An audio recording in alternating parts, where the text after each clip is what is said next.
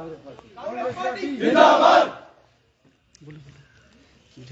जाओ एक मिनट। विशाल राणा जिंदाबाद। जिंदाबाद जिंदाबाद। विशाल राणा जिंदाबाद। जिंदाबाद जिंदाबाद। कांग्रेस पार्टी जिंदाबाद। जिंदाबाद जिंदाबाद। सुखविंदर सिंह जिंदाबाद। जिंदाबाद जिंदाबाद। हमारा नेता कैसा हो? विशाल राणा कैसा हो? हमारा नेता कैसा हो? विशाल राणा कैसा हो?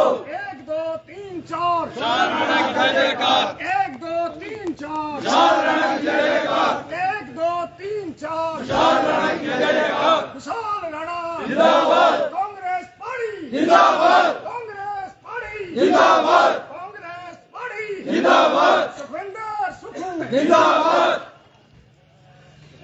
तो आप सभी लोगों का एक बार फिर से हिमाचल तहलका न्यूज़ पे मैं कृष्ण सिंह बहुत बहुत स्वागत करता हूं। तो जैसा कि अभी आपने नारेबाजी सुनी, ये सुजानपुर विधानसभा क्षेत्र में जो है आज जोरों से नारेबाजी हो रही है। यूं समझिए जो आने वाले उपचुनाव होने वाले उसमें जो है अभी चुनावी जो बिगुल है वो बच चुका है, क्योंकि अभी आपने देखोगा प्रदेश सरकार में जो 6 बागी विधायक थे उनकी जो सीटें जो वो खाली, उसके चलते अब जो है उपचुनाव होंगे। इन उपचुनावों में सबसे बड़ी समस्या कांग्रेस के लिए कहीं ना कहीं ये निकल कर आ रही है कि जिन सीटों पर से जो विधायक ये हैं भाजपा में शामिल हुए हैं, उन सीटों पर जो है अब जो है कई युवा नेता जो है अब सामने निकल कर आ रहे हैं। ऐसे एक युवा नेता सुजानपुर विधानसभा क्षेत्र से संबंध रखते हैं जिनका नाम विशाल राणा जी है। अगर इनके बारे में थोड़ा सा आपको बता दें, क्योंकि ये जो विशाल राणा जी है इनका जो है राजनीतिक करियर की बात करें तो ये एनयूएसआई के प्रेसिडेंट रहे हैं, कॉलेज प्रेसिडेंट, और अगर बात की जाए तो ये डिस्ट्रिक्ट वाइस प्रेसिडेंट भी रहे हैं। साथ में इनके बीच में कुछ ऐसा इंसिडेंट होता है जिसके चलते जो है इनके ऊपर जो पारिवारिक संकट पड़ता है, लेकिन उसी की याद में जो इन्होंने अपनी धर्म पत्नी की याद में कुसुम फाउंडेशन चलाई है, जिसके तहत जो है आज ये हर घर में जाकर जो भी गरीब जरूरतमंद, चाहे बेटी हो चाहे कोई भी ऐसा परिवार जिसको आर्थिक सहायता की जरूरत है, वहां पर जाके इनकी संस्था जो है कुसुम फाउंडेशन वो जाती है, जिसके ये प्रेसिडेंट भी हैं और अध्यक्ष भी हैं। साथ में इनके जो चुनावी अगर बात की जाए तो चुनावों को लेकर जो है ये काफी राजनीति में सक्रिय हैं, लेकिन फिलहाल अभी समय का अभाव है, इन्होंने रैली निकालनी है, लेकिन फिलहाल हम इनसे थोड़ी बहुत चर्चा करेंगे इस विषय को लेकर। पहले तो विशाल राणा जी आपका बहुत बहुत स्वागत है हिमाचल तहलका न्यूज पे। धन्यवाद सर। जो सर आज आप रैली निकाल रहे हैं, चुनावी जो बिगुल है वो बच चुका है पूरे हिमाचल प्रदेश में। अगर बात की जाए यहाँ पे सुजानपुर विधानसभा क्षेत्र में, तो यहाँ पर जो है विधायक राजेंद्र राणा ने जो है कांग्रेस का दामन छोड़कर भाजपा में शामिल हो गए हैं। कैसे देखते हैं इस पूरे वाक्य को आप? सर, एक तो सबसे बड़ी बात है कि हिमाचल प्रदेश में कांग्रेस की सरकार का बहुमत था और 40 विधायक थे, और दूसरी विपक्ष पार्टी के 25 विधायक थे। और सबसे पहले तो ये है कि लोकतंत्र में जब 40 सीटें थी तो हमारा मानना ये है कि 5 साल तक जो चुनी हुई सरकार है वो ही रहनी चाहिए। हमारे ही कुछ विधायक ऐसे थे जो चाहे अपने धन के लिए या किसी स्वार्थ और निजी कारणों से उन्होंने पार्टी का दामन छोड़ा, जो कि बिल्कुल ही गलत है। और सुजानपुर विधानसभा की जो जनता है वो इस बार मूड बना चुकी है कि जो दल बदल करके कभी एक पार्टी में कभी दूसरी पार्टी है, उनको सिरे से निकालने का काम इस बार जनता करेगी। और सुजानपुर से कांग्रेस पार्टी किसी सर यहाँ पे सवाल रहेगा, यहाँ पर अगर जैसे कि आप भी चुनावी जो आने वाले चुनाव है उनमें जो अपनी दावेदारी पेश कर रहे हैं कि अगर मान लीजिए आपको कांग्रेस सरकार जो है या कांग्रेस आला कमान आपको यहाँ से चुनावी टिकट देती है, तो आपकी क्या यहाँ पे जो है विशेषताएं रहेंगी इस क्षेत्र को लेकर? सबसे पहले तो अगर कांग्रेस पार्टी मुझे यहाँ से प्रत्याशी बनाकर उतारती है तो मेरी तो सबसे पहले यही रहेगी कि एक तो सुजानपुर का जो हमारा चौगान है इसकी सफाई की व्यवस्था, और दूसरा यहाँ पे एक ब्लॉक लाइब्रेरी होती है। हमारे साथ जो है ज़्यादातर हैं युवा हैं, तो युवा बच्चों के पढ़ाई के लिए सबसे पहले एक ब्लॉक लाइब्रेरी बनाने का काम किया जाएगा। और जो भी इस जनता की सुजानपुर विधानसभा के लिए एक खेल परिसर का काम किया जाएगा और लोगों के डिमांड के अनुसार सारा काम किया जाएगा। जी, जैसा कि आपने कुसुम फाउंडेशन चलाई है, आप घर घर जाकर लोगों के वहाँ मिलते भी हैं, उनकी सहायता भी करते हैं, लेकिन जो एक आम जनता और नेता का जो संबंध होता है वो यही होता है कि ग्राउंड स्तर से निकलकर ऊपर तक जाता है। जब आप इन सब जगहों पे घूमते हैं तो आपको वहाँ पे क्या क्या कमियां, क्या क्या महसूस होती हैं कि यहाँ पे इस गांव में ये व्यवस्थाएं नहीं है या चीजें होनी चाहिए? क्या लगता है आपको, ये अभी कमियां रह गई हैं यहाँ पे? अभी कमियां हैं, और जो हिमाचल प्रदेश में सरकार है वो स्थिर सरकार है और आने वाले टाइम में वो उसमें कमियों को दूर करने का काम करेगी। और सबसे बड़ी जो अभी इसमें मैं 1 साल पहले या 6 महीने पहले जो प्राकृतिक आपदा आई उसमें जो मैंने महसूस किया, जो हमारी विधानसभा में जो है ये पहाड़ी इलाका है और बीच में समतल इलाका भी है, तो यहाँ पे ड्रेनेज सिस्टम का जो है वो सबसे बड़ी एक दुविधा रहती है, उस पर काम किया जाएगा और आगे भी काम करेंगे। और जो आजकल के नेता हैं उनका काम है कि अपना 1 महीना ग्राउंड में उतरेंगे और वोट मांगेंगे, उसके बाद अपने जो कार्यकर्ता हैं उनकी कोई देख रेख नहीं की जाती है। और जब बात की जाती है कि किसी विकास कार्य करने के लिए तो वो एक लेट लतीफ़ी का काम करते हैं। वो सुक्खू सरकार में नहीं होगा।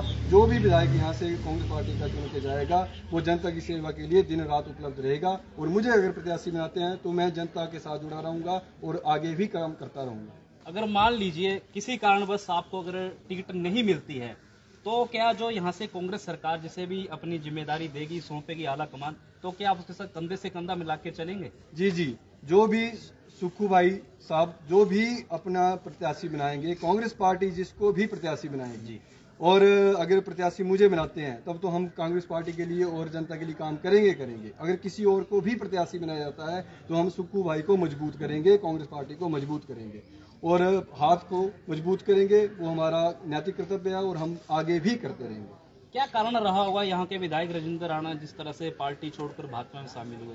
क्या लग रहा है आपको? आप तो युवा हैं, आने वाले समय में हो सकता है आपके ऊपर भी कोई आला कमान को जिम्मेदारी सौंपे। जो मैं समझता हूँ आजकल जो नेता अपने निजी स्वार्थ के लिए, अगर हमारे डिस्ट्रिक्ट हमीरपुर से हमारे माननीय सुखविंदर सिंह सुक्खू जी मुख्यमंत्री हैं तो हमारे अगर 4-5 विधानसभा क्षेत्र वाले डिस्ट्रिक्ट का एक मुख्यमंत्री अगर पूरे हिमाचल प्रदेश को प्रतिनिधित्व कर रहा है तो मुझे तो लगता है कि हम सबको ही उनका साथ देना चाहिए।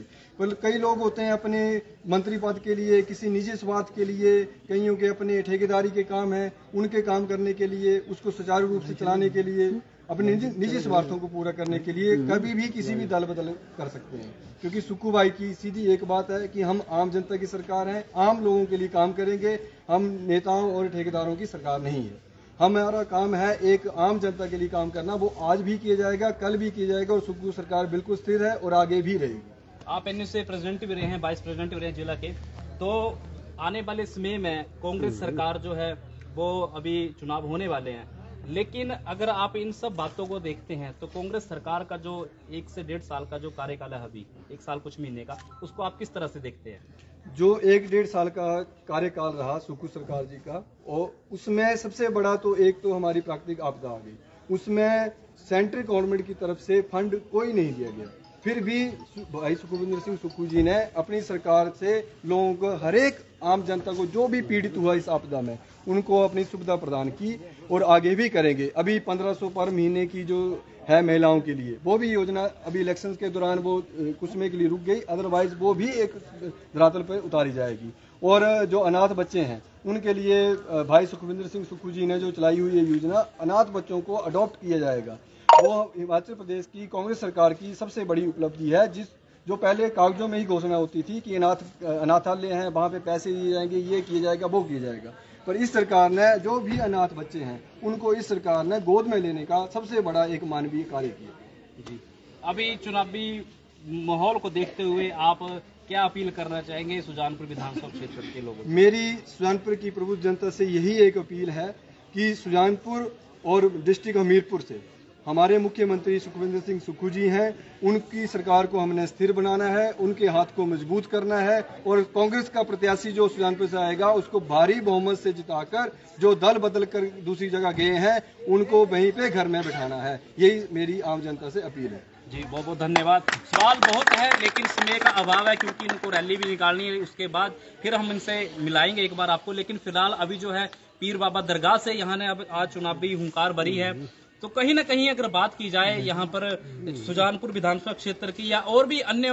विधानसभा क्षेत्रों की बात की, जहाँ पर जो है लोगों ने जो विधायक हैं, जो कांग्रेस के विधायक थे, वो कहीं ना कहीं अपनी पार्टी को छोड़कर जो है भाजपा में शामिल हुए, जिसके चलते जो है आज एक बार फिर हमारे प्रदेश में उपचुनाव होने की समस्या खड़ी हुई है। लेकिन उपचुनाव तो होंगे, देखना अब ये होगा कि आने वाले समय में जो कांग्रेस के जो 6 बागी विधायक थे जो भाजपा में शामिल हुए, क्या वो फिर जीत कर जो है कांग्रेस का दामन थाम कर भाजपा का दामन थामेंगे, या फिर जो है कोई दूसरे विधायक जो है यहाँ पर जीत कर जो है कांग्रेस के जो कैंडिडेट जो भी तय होगा वो जीत कर जो है कांग्रेस सरकार में अपनी अहम जिम्मेदारी निभाएगी।